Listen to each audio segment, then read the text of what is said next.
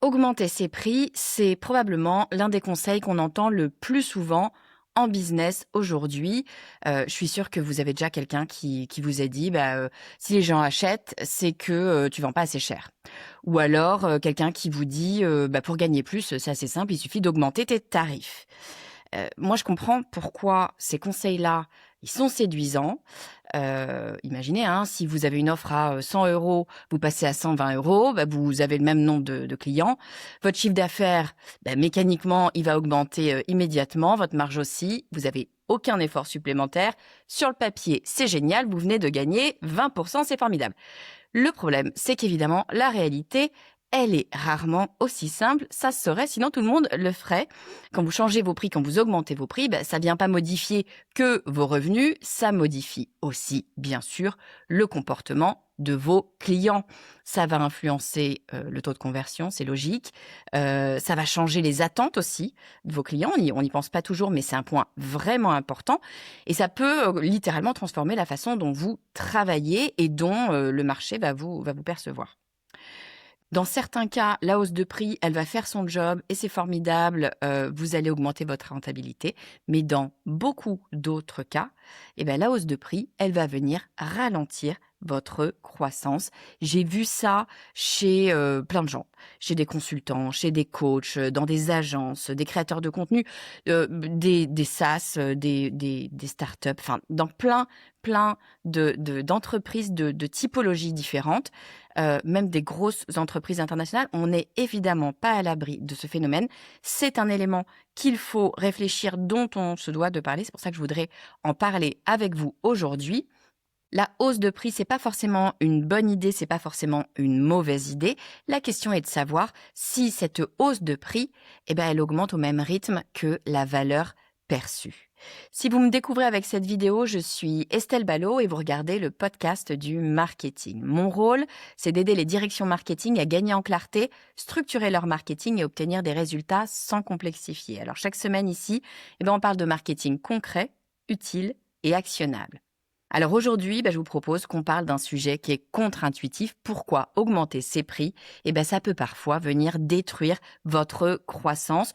On va chercher à comprendre pourquoi cette décision, même si elle paraît souvent assez évidente parce que tout le monde nous dit: «Allez, vas-y, augmente les prix, t'es pas assez cher». On va aller regarder quels sont les mécanismes qui peuvent finalement se retourner contre vous et surtout, comment est-ce qu'on peut savoir si votre entreprise, elle est réellement prête à augmenter ses prix? Parce que la vraie question, c'est pas: est-ce que je peux vendre plus cher? La vraie question, c'est: qu'est-ce qui va se passer quand je vendrai plus cher? Bienvenue sur le podcast du marketing. Bon alors, on va pas se raconter de bêtises. Quand on lance une activité, la plupart des décisions sont difficiles. Trouver des clients, c'est difficile. Créer une offre, qui va attirer des clients, c'est difficile. Développer sa visibilité, c'est difficile aussi. Donc du coup, quand on a, une solution qui paraît assez simple, et qui va nous permettre d'avoir plus de revenus, d'avoir plus de ventes, plus de chiffre d'affaires en tout cas, dans le porte-monnaie, évidemment, ça nous intéresse, surtout si en plus on nous dit que, ça vient, sans travail supplémentaire. Je vous donne un exemple très simple, hein. Si vous vendez une prestation, mettons à 1 000 € et que, vous avez, 10 ventes par mois. Votre chiffre d'affaires, vous l'avez compris, il est de 10 000 €. Si vous augmentez votre tarif à 1 200 €, tout en ayant le même nombre de ventes, vous passez mécaniquement à 12 000 €, bim boum, 20 de plus, dans la poche. Vous n'avez pas, de clients, en plus à traiter. Vous n'avez pas, une campagne marketing, complexe, à mettre en place. Vous n'avez pas de recrutement à faire. C'est une logique qui semble, quand on la dit comme ça, absolument rationnelle, et c'est pour ça qu'il y a ce succès, enfin je suis sûre que vous l'avez entendu, moi je l'entends partout, de cette stratégie de augmente tes prix, passe en premium, tu vas voir, ça va être formidable, tu ne te vends pas assez cher. Je l'entends, notamment pour ce qui est des indépendants. Beaucoup, mais pas que, hein. Mais je l'entends vraiment énormément. On se sous-vend, on n'est pas assez cher, donc allons-y, vendons nos prestations plus cher. Et évidemment, c'est, séduisant parce que, dans la tête d'un entrepreneur ou dans la tête d'un, responsable marketing, peu importe, hein, bah, vendre plus, à faire plus de chiffre d'affaires, bien souvent, ça rime avec plus de trafic, ça rime avec, plus d'investissement, plus de campagnes, des choses comme ça, plus de travail finalement et plus potentiellement de risques. Du coup, quand on vous propose une stratégie qui semble comme ça facile, sans risque, qui va venir vous générer plus de revenus sans que vous ayez plus de volume à traiter, bah évidemment que c'est super séduisant et évidemment qu'on a envie d'y aller, surtout quand on voit que d'autres, en tout cas pour d'autres, ça a l'air de fonctionner. Euh, D'autant que quand on est dans des métiers où on arrive à saturation, typiquement un consultant qui va venir travailler 50 heures par semaine, il y a un moment donné, bon, va falloir pouvoir dormir et vivre à côté, donc on va pas pouvoir grossir indéfiniment le volume de travail. Donc là, quand on nous dit, bah, attendez, il n'y a pas besoin de grossir le volume de travail, on va pouvoir gagner plus, bien évidemment, on a envie d'y croire, on a envie d'y aller. Le problème, c'est que ce raisonnement, il suppose une chose qui est très importante et qu'on oublie bien souvent de noter à ce moment-là, c'est que ça suppose un volume qui reste stable. Vous aviez dans l'exemple que je vous ai donné 10 clients, ça suppose que quand vous passez de 1 000 euros à 1 200 euros, eh bien les 10 clients vous suivent. Et c'est précisément là que les choses deviennent intéressantes parce que vous vous doutez bien que dans la réalité, le volume, il ne reste pas nécessairement stable. Je dis nécessairement parce que il peut le rester, mais il ne reste pas nécessairement stable. Ça n'est pas un prérequis, ça n'est pas quelque chose d'acquis, et c'est ça qu'il va falloir aller travailler. Alors cet engouement autour de cette stratégie de gonfler, de monter les prix, etc., qu'on voit depuis quelques années, ça fait quand même un moment qu'on entend cette petite musique de tu te sous-vends, tu ne vends pas assez cher. Moi, je l'entends très, très, très, très souvent, ça. Euh, ce positionnement, cet engouement pour le positionnement premium, qui ce serait un peu le positionnement idéal de l'entrepreneur, du coach, du formateur, mais pas que en fait, du SaaS, d'un petit peu toutes les entreprises, ou en tout cas au moins toutes les PME, voire les plus grosses entreprises. Mais c'est vraiment quelque chose qui se joue beaucoup, je trouve, sur les PME, TPE indépendants, parce que ça vient toucher à des éléments qui nous touchent particulièrement. J'en fais partie, je me mets complètement dedans. En fait, on nous explique qu'il vaut mieux avoir moins de clients, mais des clients qui seraient des meilleurs clients. Des clients qui vont être plus agréables, des clients qui vont aller moins négocier, des clients qui vont avoir de meilleurs résultats et qui du coup vont nous faire de meilleurs témoignages, des clients qui vont être plus fidèles. Je le vois tous les jours, je l'ai vu encore hier sur LinkedIn, un coach très très connu qui n'arrête pas de dire que voilà, c'est ça qu'il faut faire parce que c'est génial, parce que enfin on va avoir des clients formidables et des clients qui vont faire que notre vie va être merveilleuse. Je suis assez d'accord avec ça. Pardon, je fais un aparté. Je pense qu'il faut, dans la mesure du possible, choisir ses clients et travailler avec les clients les plus sympas, les clients les plus agréables, notamment ceux qui payent. Déjà, c'est quand même une première chose. Et puis, ceux avec qui on a envie de travailler, avec qui le travail est sympa. Bien sûr, ça ne veut pas dire qu'il ne faut travailler que avec ces gens-là absolument, parce que la réalité, elle est autre. La réalité, c'est qu'il faut faire du chiffre d'affaires, qu'il faut remplir le porte-monnaie. C'est aussi simple que ça. Donc cette stratégie d'augmenter les prix, je ne dis pas qu'elle est mauvaise. Je dis qu'il y a une confusion qui se fait dans l'esprit des personnes qui reçoivent ce conseil de augmenter les prix.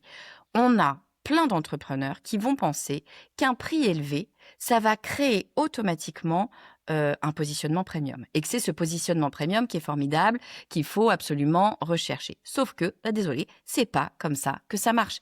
Un prix élevé, c'est une conséquence du positionnement premium, pas l'inverse. C'est pas la cause. C'est parce que vous êtes premium que vous avez un prix élevé. Et être premium, ce positionnement premium, il repose sur plein de facteurs différents.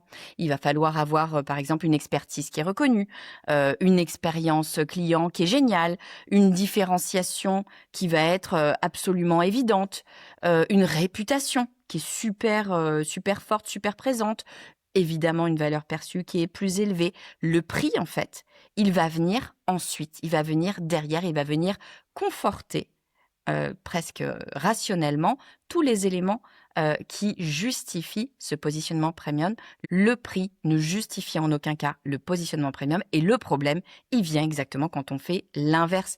Si on part du principe qu'on va pouvoir augmenter les tarifs avant d'avoir augmenté la valeur perçue, eh ben c'est là, en général, qu'on a un problème. Le marché, qu'est-ce qui se passe? Il ne va pas comprendre pourquoi votre offre, elle va coûter plus cher. Du coup, les prospects, ils vont commencer à hésiter. Vous allez avoir plus d'objections.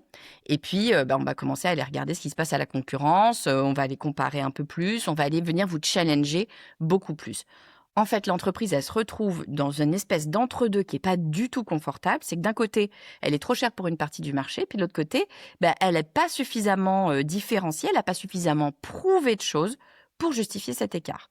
Puis en plus de ça, il y a un deuxième phénomène qui vient se rajouter, qui fait qu'on a tendance à vouloir croire en cette stratégie du prix premium, c'est qu'on voit des exemples qui ont marché. On a, et notamment sur LinkedIn, encore une fois, je parlais de LinkedIn tout à l'heure, mais c'est typiquement le genre d'endroit où on va aller voir des exemples d'entreprises, de coachs, de dirigeants, de peu importe, qui ont augmenté leur prix, qui ont un prix premium et qui disent « Regardez, j'ai encore augmenté de 20% et ça marche, c'est formidable, etc. etc. Je travaille pas plus, voire je travaille moins et je gagne beaucoup mieux ma vie. » Ces exemples-là, ils viennent biaiser notre réalité. Ça n'est pas parce qu'on voit un exemple de quelqu'un qui a réussi que la majorité réussit. On le sait, une fois qu'on se le dit, c'est évident. Ceux qui réussissent, ils n'ont aucun problème à aller dire à tout le monde « Regardez comme c'est formidable, j'ai augmenté mes prix de 20% et je gagne évidemment encore mieux ma vie et je travaille moins et c'est formidable, je peux aller faire du surf l'après-midi. » Oui, si c'est vrai, ils vont le dire et ils vont avoir raison d'ailleurs de le dire. On a beaucoup moins de gens, même si c'est la mode du building public et du je dis quand je fais des erreurs et quand ça marche pas, etc. La réalité, c'est que les gens le font pas. La réalité, c'est que si on augmente ses prix et qu'on se casse la figure, certains, très très peu, vont aller le dire parce qu'ils ont une stratégie derrière de communication. L'immense majorité va se taire, va peut-être rechanger ses prix, va avoir d'autres problèmes, d'autres problématiques, mais en tout cas, ne va pas venir fanfaronner en disant « Regardez, j'ai augmenté de mes prix de 20% et j'ai perdu 30% de mes clients. » Évidemment que non. Alors justement, regardons ce qui se passe. C'est quoi les risques quand on va augmenter ses prix? Parce que si on veut le faire, pourquoi pas, hein, encore une fois. Je ne suis pas en train de dire qu'il ne faut pas augmenter ses prix. Que les choses soient bien claires avec cet épisode, je ne suis pas en train de vous dire gardez vos prix en dessous du marché, comme ça vous allez vendre plus. Attention, ça n'est pas vrai non plus. Ce que je suis en train de dire, c'est pas parce qu'on augmente ses prix qu'on va augmenter ses revenus nécessairement. Il faut aller regarder ce qui se passe. Ça s'appelle l'élasticité prix. C'est un élément qui a été très très documenté en marketing. C'est absolument nécessaire d'aller comprendre les phénomènes et de ne pas écouter les gens qui vous disent si on augmente les prix, mécaniquement, on va augmenter ses revenus. C'est absolument faux. Alors, qu'est-ce qu'il se passe quand on va augmenter ses prix? Quels sont les risques? L'une des conséquences les moins visibles peut-être d'une hausse de prix, c'est qu'elle va réduire mécaniquement la taille de votre marché, c'est-à-dire la taille du marché accessible. Quels sont les potentiels prospects qui ont les moyens, qui ont l'envie, qui sont OK pour aller regarder ce type de budget? Chaque marché, en fait, est composé de différents niveaux de sensibilité de prix. Vous avez une part des clients qui vont acheter quoi qu'il arrive. On s'en fiche, on peut changer les prix. De toute façon, ils sont acquis à la cause, ils vont acheter. Vous en avez d'autres qui ont une nature plutôt de l'hésitation, qui vont aller comparer, se poser des questions, etc. Vous en avez d'autres encore qui ont un budget de toute façon qui est limité avec une enveloppe fermée. Une fois qu'on dépasse l'enveloppe, l'histoire est terminée. On ne peut plus discuter. Donc, quand vous augmentez vos prix, vous allez exclure automatiquement une partie des acheteurs potentiels. Ceux qui avaient une enveloppe fermée, si vous avez déplacé l'enveloppe, ils sortent des acheteurs potentiels. Ceux qui hésitent, en partie, certains, pas tous, vont sortir du marché. Ce phénomène-là, il est souvent assez progressif. Il n'arrive pas nécessairement d'un coup d'un seul. C'est pas parce que vous augmentez vos prix que d'un coup, vous perdez 30% de vos clients, parce qu'il y a les hésitants. En revanche, petit à petit dans le temps, vous allez étioler ce marché potentiel et vous allez vous retrouver avec un marché moindre. Ça ne veut pas dire que vous allez faire moins de ventes, encore une fois. Ça veut dire que votre marché potentiel, la quantité de personnes, de clients potentiels auxquels vous vous adressez est réduit. Donc, si vous voulez avoir autant de ventes, il va falloir augmenter votre taux de conversion sur ce marché-là. Mécanique. Qu'est-ce que ça veut dire ça? Ça veut dire que votre croissance, elle va être plus difficile. Vos campagnes marketing, typiquement, elles vont générer moins de prospects, elles vont coûter de plus en plus cher. Votre bouche à oreille, bien souvent on a du bouche à oreille qui se fait, le bouche à oreille il va se développer moins vite, il va peut-être continuer à venir, mais ça va venir moins vite, vous allez avoir moins de personnes qui vont venir. Le problème, en fait, il ne va pas apparaître nécessairement immédiatement dans les chiffres. Il va se manifester souvent quelques mois plus tard parce que il faut le temps que les choses s'installent. Du coup, vous continuez à générer du chiffre d'affaires parce que vous avez une base existante saine, sereine. Vous avez bien travaillé quand même, heureusement, hein, jusqu'ici. Donc, tout ne s'écroule pas, c'est pas un château de cartes. Mais en revanche, le renouvellement naturel des clients, il se fait moins. Et du coup, votre acquisition, elle coûte plus cher. La croissance va commencer un petit peu à se freiner. Et puis, vous avez des entreprises comme ça qui vont se laisser un petit peu porter doucement parce que ça s'en va doucement. Puis ils vont dire, oui, mais c'est pas moi, c'est le marché. C'est le marché qui ralentit, c'est un problème structurel, c'est contextuel, c'est pas de ma faute. C'est pas mon marketing qui est en cause. Et du coup, qu'est-ce qu'elles vont faire? Elles vont investir plus en publicité en disant, le marché devient plus dur, donc il faut que j'investisse plus. Elles vont peut-être publier plus de contenu. Elles vont aller travailler plus, augmenter plus l'activité commerciale. Elles vont aller recruter, etc. Le problème, c'est qu'elles viennent pas du tout traiter la cause. On se cache derrière cette histoire de c'est la faute du marché, alors que c'est notre faute à nous. C'est notre stratégie tarifaire qui a généré cette perte de croissance parce qu'on a modifié la taille de notre terrain de jeu. Et plus on monte en gamme, on va se le dire, et plus la taille du terrain de jeu, elle se réduit. Et quand la taille du terrain de jeu se réduit, il y a quelque chose qu'il faut faire augmenter, c'est votre taux de conversion. Et c'est vraiment souvent là que va se jouer le gros de la rentabilité. Imaginons que vous avez une publicité qui vient générer 100 visiteurs. Okay, vous lancez votre campagne de publicité, vous avez 100 visiteurs. Avant d'avoir augmenté vos prix, ces 100 visiteurs, ils vous généraient 5 clients. Conversion de 5%. Après la hausse tarifaire, vous avez seulement 3 clients qui sont convertis. Donc, qu'est-ce qu'on a? On a en fait un chiffre d'affaires qui va augmenter par client. Votre panier moyen, il a augmenté. Mais votre coût d'acquisition, lui aussi, il a quand même beaucoup augmenté puisque vous en avez que 3 pour le même coût versus 5. Chaque vente, en fait, va venir demander plus d'efforts, plus de trafic, plus de relance. Probablement que vous allez avoir un plus gros travail de persuasion. Probablement que vous allez avoir un cycle de vente qui va s'allonger parce que le client, vu que c'est plus cher, il veut réfléchir plus. Peut-être qu'il veut demander conseil. Peut-être qu'il a besoin de l'aval aussi d'un supérieur, de quelqu'un d'autre au-dessus. Peu importe. Mais en tout cas, bien souvent, vous avez des cycles de vente qui s'allongent. Vous avez des prospects qui viennent réfléchir plus, qui vont demander plus de choses, plus de garanties, qui vont être peut-être plus exigeants, qui vont réfléchir plus longtemps. Toutes ces micro-frictions, elles viennent ralentir la mécanique de la croissance. Et en fait, cette hausse de prix, elle a un effet secondaire dont on parle assez peu, c'est qu'elle vient réduire la vitesse à laquelle vos nouveaux clients viennent rentrer dans votre pipe. Sauf que la croissance, on oublie de le dire, elle dépend souvent autant de la marge que de la vitesse à laquelle vous allez convertir. Une entreprise qui gagne un peu moins par client, mais qui réussit à acquérir plus rapidement des nouveaux clients, parfois, elle va régénérer plus de revenus, être plus rentable qu'une entreprise qui va être beaucoup plus lente à convertir ses clients. Donc, le temps de conversion, c'est véritablement quelque chose à prendre en compte pour regarder sa rentabilité. Bon, et puis l'élément le plus important, on n'en a pas encore parlé, mais c'est quand même ça, le cœur de l'histoire, c'est votre valeur perçue, c'est la mécanique, c'est l'élément le plus important.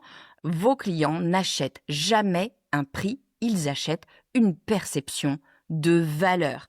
Quand une offre coûte plus cher, les attentes, elles vont augmenter, c'est mécanique. Le client, il va s'attendre à peut-être davantage d'accompagnement, davantage de services, davantage de personnalisation, peut-être davantage de résultats. Enfin, en tout cas, il s'attend à plus et c'est normal parce qu'il paye plus cher. Plus le prix est élevé, plus le niveau d'exigence est élevé. C'est quand même bien normal. Le problème, c'est quand votre niveau de service, lui, il n'a pas augmenté. Vous avez augmenté les prix, donc augmenté le niveau d'exigence de vos clients, mais vous, l'expérience que vous proposez, elle reste identique. Le client, en fait, il paye plus, mais il ne reçoit pas davantage de valeur. L'écart entre les attentes et la réalité devient plus important. Du coup, qu'est-ce qu'on a? On a une satisfaction qui va diminuer.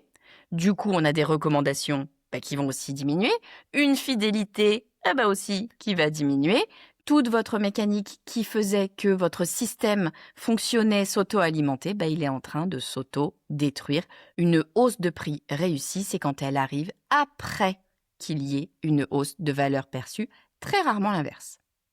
Bon alors, mais comment on fait pour savoir si on peut, oui ou non, augmenter nos prix? Parce que, heureusement, évidemment, je ne suis pas en train de vous dire que on ne peut jamais augmenter ses prix, vous êtes coincé, vous ne bougerez plus, vous ne pouvez pas avoir des tarifs plus élevés, vous ne pouvez pas aller vers un segment premium. Bien évidemment, vous l'avez compris, c'est pas du tout ce que je suis en train de dire.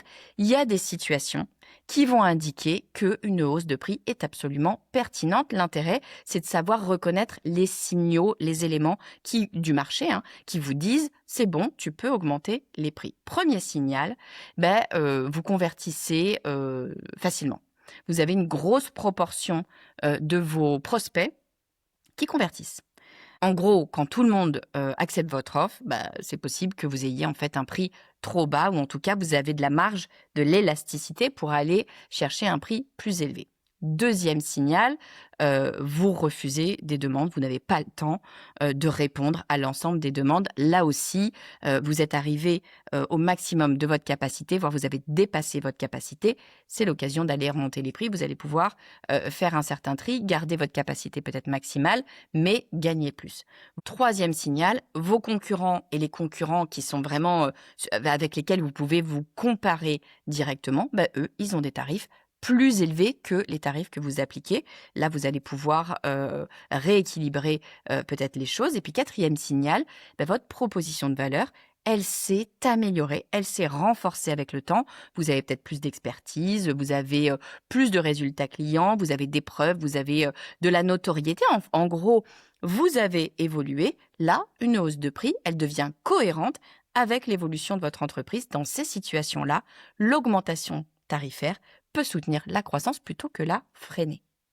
Bon, mais alors, il n'y a pas que la hausse de prix, en fait, comme stratégie. On peut regarder d'autres alternatives. Première alternative, on peut créer une offre premium, ne pas augmenter les prix de son offre existante, mais créer une offre spécifique premium que vous allez proposer directement enrichie, destinée à une portion plus faible du marché et avec une proposition de valeur bien spécifique. Ça vous permet de tester aussi un peu l'appétence que vous allez avoir sur le marché sans prendre trop de risques. Donc ça, c'est intéressant. Deuxième option, ça va être d'augmenter la valeur perçue. C'est ce qu'on disait, c'est améliorer l'expérience client, c'est avoir peut-être des bénéfices qui vont être plus clairs, c'est ajouter des preuves, des témoignages clients, renforcer votre image de marque, faire tout le travail en amont et ensuite venir travailler le prix. Et puis, troisième approche, ça va consister à augmenter le panier moyen, c'est-à-dire proposer des services complémentaires, proposer des options, proposer peut-être un accompagnement supplémentaire.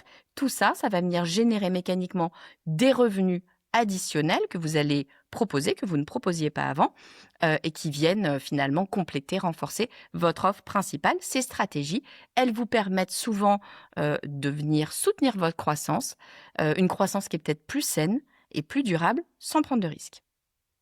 Bon alors pour résumer, on a tendance à considérer la hausse de prix comme un raccourci vers la rentabilité. Parfois, c'est vrai, c'est exactement ce que ça fait. Mais parfois, ça va faire exactement l'inverse, voire pire, ça va être un frein un peu invisible, un truc qu'on voit pas immédiatement, donc on se méfie pas trop, et ça vient nous ralentir sur le long terme notre croissance, ça vient réduire la taille de notre marché, ça vient augmenter nos coûts d'acquisition et puis ça vient créer des attentes de la part de nos clients qui sont plus les mêmes et qui sont pas forcément en phase avec ce qu'on vient proposer. C'est pour cette raison, à mon avis, qu'il faut toujours, avant d'augmenter ses prix, il faut toujours venir analyser ce que cette augmentation de prix va faire dans notre contexte global. Le prix, c'est pas seulement un chiffre sur une page de vente, c'est un levier de croissance qui va venir influencer toute la dynamique de votre entreprise. Donc, avant d'augmenter vos tarifs, posez-vous une question simple. Si je gagne 20% de plus par client, combien de clients est-ce que je peux me permettre de perdre avant que cette décision devienne une mauvaise décision? Cette réflexion, cette question-là, elle vous donnera souvent une vision assez juste finalement de l'impact que cette hausse de prix peut avoir sur votre business et elle vous aidera finalement à prendre une décision qui est juste pour votre rentabilité et votre croissance. Si vous avez aimé cet épisode, eh bien, je vous propose d'aller un cran plus loin et de suivre la newsletter du podcast du marketing. Cette newsletter, elle s'appelle Une chose à faire et elle prend exactement le contre-pied de ce que font toutes les autres newsletters sur le marché. Bien souvent, les newsletters, vous avez 10 minutes de lecture qui peuvent être très, très intéressantes intellectuellement, qui approfondissent des sujets. C'est très bien, sauf que vous en avez déjà et vous n'avez pas forcément le temps d'en avoir une de plus. Moi, ce que j'aime, c'est le passage à l'action. Je pense que c'est dans l'action qu'on teste, qu'on fait, qu'on apprend, qu'on comprend et qu'on trouve de meilleures idées aussi. Donc moi, avec cette newsletter, je vous propose un élément qui va vous permettre de passer à l'action, de tester des choses. Donc, une chose à faire, c'est quoi? C'est chaque semaine, une chose à faire dans votre business pour développer votre business. Une chose à tester, c'est ultra simple, c'est ultra pratique, c'est ultra rapide. Ça doit être, 2 minutes de lecture, mais ça peut changer la direction que vous allez prendre sur votre entreprise cette semaine. Pour rejoindre la newsletter, c'est très très simple. Soit vous cliquez dans les notes de cet épisode, soit vous allez sur lepodcastdumarketing.com/newsletter. Je vous dis à très vite.